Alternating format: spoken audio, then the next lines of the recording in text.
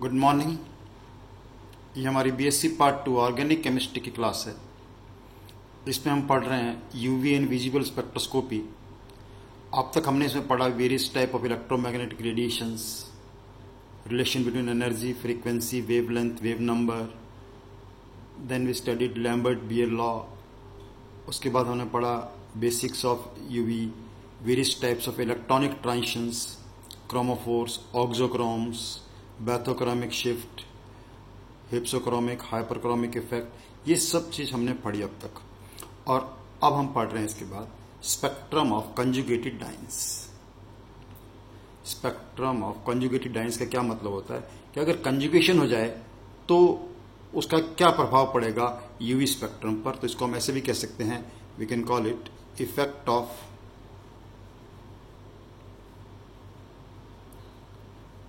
conjugation on UV spectrum. Conjugation का मतलब आप समझते हैं। कंजुगेशन का मतलब क्या होता है? अल्टरनेट डबल बॉन्ड आ जाए, एक छोड़कर एक डबल बॉन्ड आ जाते हैं तो कंपाउंड की स्टेबिलिटी बढ़ती है और उससे इसका क्या फर्क पड़ेगा कंजुगेशन का यूवी स्पेक्ट्रम पर, ये हम देखना चाहते हैं। इससे पहले सबसे पहले हम इसको समझने के लिए देखते हैं कि मान लो हमने इथाइलिन लिया, तो इथाइलिन के अंदर क्या होता है हमारे पास? इन इथाइलिन भी है पाई बॉन्ड, तो इसके अंदर कौन सा ट्रांजिशन होगा? पाई पाई स्टार ट्रांजिशन होगा। कौन सा ट्रांजिशन होगा? पाई पाई स्टार ट्रांजिशन होगा इथाइलिन में। इथाइलिन पाई पाई स्टार ट्रांजिशन होता है। तो पाई पाई स्टार ट्रांजिशन के अंदर क्या होता है? इसके अंदर ये आप पढ़ चुके हैं वैसे, फिर भी एक बार दोबारा बताता हूं कि एक हमारे पास बॉन्डिंग मॉलिक्यूलर ऑर्बिटल होगा, जो कौन सा होगा हमारे पास? पाई, जिसको हम कहते हैं हाईएस्ट ऑक्युपाइड मॉलिक्यूलर ऑर्बिटल होमो। और एक हमारे पास होगा pi star anti bonding molecular orbital, जो होगा लोवेस्ट अनऑक्युपाइड मॉलिक्यूलर ऑर्बिटल। इनकी फुल फॉर्म आप बार बार लिख चुके हैं अपन, तो बार बार लिखने की जरूरत नहीं है। Highest occupied molecular orbital, lowest unoccupied molecular orbital, और ये इनका एनर्जी का ऑर्डर रहता है। This is the order of energy. तो जब इलेक्ट्रॉन पाई पाई स्टार ट्रांजिशन कर रहे होते हैं तो इन केस ऑफ इथाइलिन जो लैम्डा मैक्स की वैल्यू है वो कितने पाती है हमारे पास? 171 नैनोमीटर पे आती है। लैम्डा मैक्स कितना है? 171 नैनोमीटर। अब हम ये कहना चाहते हैं इसके बाद कि अगर इसमें कंजुगेशन हो जाए, कंजुगेशन का मतलब जैसे इथाइलिन है, अब इथाइलिन के साथ हमने ये लिया एग्जांपल, ये ले लिया CH CH double bond CH2। ये कौन सा एग्जांपल हो गया जी? हमारे पास 1,3 butadiene. 1,3 butadiene is a conjugated diene. Conjugated diene. अब कंजुगेशन का क्या इफेक्ट पड़ेगा यूवी स्पेक्ट्रम पर कि इसकी जो वेवलेंथ है लैम्डा मैक्स जो है वो बहुत ज्यादा बढ़ जाएगा। क्यों बढ़ जाएगा ये अपन देखते हैं। इसको एक्सप्लेन करने के लिए पहले आपको ये पता होना चाहिए कि कंजुगेशन, कंजुगेटेड की स्टेबिलिटी पे क्या इफेक्ट पड़ता है। देखो कंजुगेटेड डाइन है, तो कंजुगेटेड डाइन के देखने के लिए आप देखिए, ध्यान से देखो इसकी स्ट्रक्चर। ये वाला कार्बन कौन सा हाइब्रिडाइज्ड है? sp2 हाइब्रिडाइज्ड है। ये कार्बन कौन सा हाइब्रिडाइज्ड है? sp2 है। ये भी कौन सा है? sp2 है। और ये भी कौन सा है? sp2 हाइब्रिडाइज्ड कार्बन है। तो sp2 हाइब्रिडाइज्ड कार्बन आपको पता है कैसा होता है? sp2 हाइब्रिडाइज्ड कार्बन के पास क्या होंगे हमारे पास? 3 हाइब्रिड ऑर्बिटल होंगे एक ही प्लेन में। इस स्ट्रक्चर को समझने के लिए थोड़ा ये बताना जरूरी है आपको। और एक परपेंडिकुलर p ऑर्बिटल होगा। एक ऑर्बिटल कौन सा होगा? परपेंडिकुलर p ऑर्बिटल, जिसके अंदर हमारे पास एक इलेक्ट्रॉन होगा। ये 3 हाइब्रिड ऑर्बिटल एक प्लेन में, ये परपेंडिकुलर p ऑर्बिटल। अब देखो हर कार्बन 3 बॉन्ड बना रहा है, 2 हाइड्रोजन से दिस। हर कार्बन कितने बॉन्ड बना रहा है? तो तीनों जो हाइब्रिड ऑर्बिटल हैं, ये वाला हाइब्रिड ऑर्बिटल, ये लिख लेते हैं sp2 हाइब्रिडाइज्ड कार्बन। ये किसमें काम आ जाएंगे हमारे पास? बॉन्ड फॉर्मेशन में। और हर एक के पास क्या बच जाएगा? एक p ऑर्बिटल बच जाएगा। एक p ऑर्बिटल बच जाएगा। उस p ऑर्बिटल से क्या होगा ये देखने के लिए थोड़ा सा मुझे बना के बताना पड़ेगा, वरना हमें क्लियर नहीं होगा कंसेप्ट क्या होगा। सीधा लिख दूंगा तो मैं, ये कार्बन sp2 के साथ ने 3 बॉन्ड बनाए, इसने भी 3 बॉन्ड बना लिए, और इस कार्बन ने भी कितने बॉन्ड बना लिए? हर कार्बन कितने बॉन्ड बना रहे? 3 हाइब्रिड ऑर्बिटल से 3 बॉन्ड बना रहा है। और हर कार्बन पर क्या बच गया हमारे पास? एक परपेंडिकुलर p ऑर्बिटल बच गया। On each carbon we are left with a perpendicular p orbital. एक परपेंडिकुलर p ऑर्बिटल बच गया। तो ये परपेंडिकुलर p ऑर्बिटल क्या करेगा? जैसे हम कहते हैं कि p ऑर्बिटल हर एक के पास एक एक इलेक्ट्रॉन है, इसने इससे ओवरलैपिंग की, इसने इससे ओवरलैपिंग, पाई बॉन्ड बन गया। ये ओवरलैपिंग की, ये ओवरलैपिंग की, क्या बन गया? Pi bond. लेकिन इसके बीच में भी तो ओवरलैपिंग पॉसिबल है ना, ये ओवरलैपिंग क्यों भूल जाते हैं, ये भी पॉसिबल है। तो ओवरऑल हमारे पास क्या हुआ है, हमारे पास 4 पाई इलेक्ट्रॉन जो है, ये चारों पाई इलेक्ट्रॉन चारों कार्बन पर क्या है, डिस्ट्रीब्यूटेड है। और ये स्ट्रक्चर कैसी बन गई, प्लेनर। और ये चीज इसको क्या प्रोवाइड कर रही है, एक्स्ट्रा स्टेबिलिटी दे रही है। ये क्या दे रही है इसको, एक्स्ट्रा स्टेबिलिटी। तो प्लेनर हो गया। अब इसके अंदर क्या होगा, इससे क्या हो गया, देखो अब अपन उस मेन पॉइंट पे आते हैं कि 4 टाइप्स ऑफ मॉलिक्यूलर ऑर्बिटल बन जाएंगे। इससे कितने बन जाएंगे, 4 टाइप के मॉलिक्यूलर ऑर्बिटल बन जाएंगे। वो 4 टाइप कैसे बनेंगे, देखो यहां पे 4 टाइप के जो मॉलिक्यूलर ऑर्बिटल बनेंगे। 2 मॉलिक्यूलर ऑर्बिटल तो कैसे होंगे हमारे पास, highest occupied molecular orbital HOMO, that is उनको हम क्या बोलेंगे, pi one and pi two. 2 molecular orbital कौन से होंगे, HOMO, that is pi one and pi two. अब ये पाई1 कैसे बनेगा, देखो ये ध्यान रखने की बात है, छोटी छोटी बात मैं सारी यहां लिख के बता रहा हूं ताकि आपको बाद में ध्यान भी रहेगा। पाई1 कैसे बनेगा, overlapping of pi one is found by overlapping of pi orbital of all the 4 carbon. चारों कार्बन के ओवरलैपिंग से क्या बन गया हमारे पास, पाई1 ऑर्बिटल बन गया। और उसके बाद बना पाई2। पाई2 देखिए आप कैसे बनेगा हमारे पास, पाई2 जो ऑर्बिटल है ये किसके ओवरलैपिंग से बनेगा, overlapping of P orbital of C1 and C2 and C3 and C4। ये 2 ऑर्बिटल बन गए होमो में।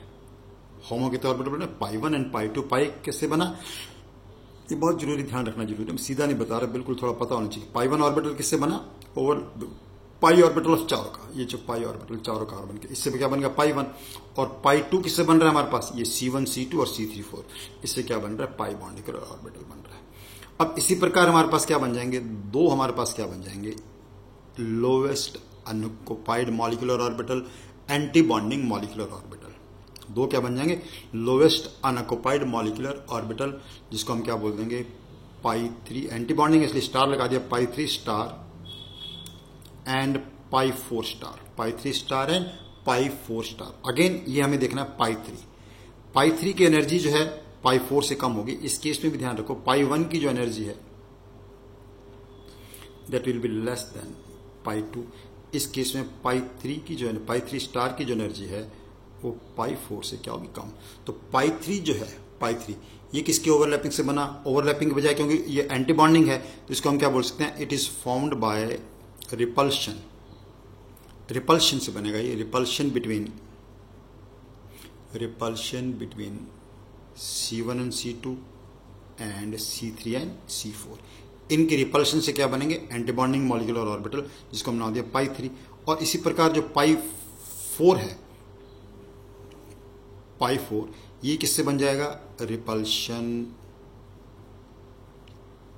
रिपल्शन बिटवीन पाई4, बिटवीन ये जो C1 C2 C3 and C4, चारों के रिपल्शन से क्या बन जाएगा हमारे पास, ये एंटीबॉडी। तो कितने ऑर्बिटल बने, 4। अब होगा क्या, अभी मैं बता रहा हूं, पता नहीं चल रहा, मैं एक डायग्राम बनाऊंगा, उससे बिल्कुल कंसेप्ट क्लियर हो जाएगा आपको कि कैसे ये ओवरलैपिंग हो रहा है। तो अब ट्रांजिशन जो है हमारे पास, देखो यहां पे एनर्जी कितनी थी, इनका एनर्जी का ऑर्डर देखो क्या हो जाएगा, एनर्जी का ऑर्डर हो जाएगा पाई1 इज लेस देन पाई2, ये दोनों होमो हो गए। और इसकी एनर्जी कम हो जाएगी पाई3 स्टार से, और इसकी कम हो जाएगी पाई4 स्टार से। ये कौन से हो गए, ल्यूमो। ये हो गए होमो मॉलिक्यूलर ऑर्बिटल, ये 2 हो गए एंटी बॉन्डिंग ल्यूमो। तो अब इनकी सबसे पास कौन से, ये है। तो ये पास होने के कारण इसके अंदर जो ट्रांजिशन होगा वास्तव में, that transition will be पाई2 पाई3 star transition. पाई2 पाई3 transition के लिए एनर्जी रिक्वायर्ड, क्योंकि they are very close to each other, energy कम होगी, therefore lambda max will increase, इसलिए इसकी लैम्डा मैक्स क्या हो जाएगी, बढ़ जाएगी। ये तो इसका एक्सप्लेनेशन हुआ। ये एक्सप्लेनेशन आपको और बहुत ज्यादा क्लियर हो जाएगा। एक बहुत ही सिंपल सा डायग्राम बना के बताता हूं मैं आपको। इस डायग्राम को बनाने के लिए क्या किया मैंने, चलो पहले ये 4 लाइन लगा देता हूं, इसी ऑर्डर में देखता हूं। 4 लाइन जगह देख लेंगे मेरे को स्पेस, ओके। ये मैंने बनाया, ऊपर से बनाना शुरू किया मैं जानबूझ के, पाई3 पाई4 के बाद बनाया पाई3 पाई 3 के बाद बनाया मैंने ये पाई 2 और फिर ये बनाया हमने पाई 1, ठीक है। और इसके और इनके बीच में यहाँ पे मान लो ये हो गया एक लेवल और एक लेवल ये हो गया ये लेवल, ये मैंने बना दिया पाई पाई स्टार फॉर इथाइलिन। ये पाई पाई स्टार ऑर्बिटल किसके लिए दिखाया है? इथाइलिन के लिए। CH2 double bond CH2। और ये ट्रांजिशन आपको पता ही है, इस ट्रांजिशन को हम कौन सा ट्रांजिशन बोलते हैं? This transition is called pi pi star transition. और इसके लिए जो लैम्डा मैक्स है वो कितना था? 170। एनर्जी देखो आप, ये एनर्जी क्या है? ज़्यादा है।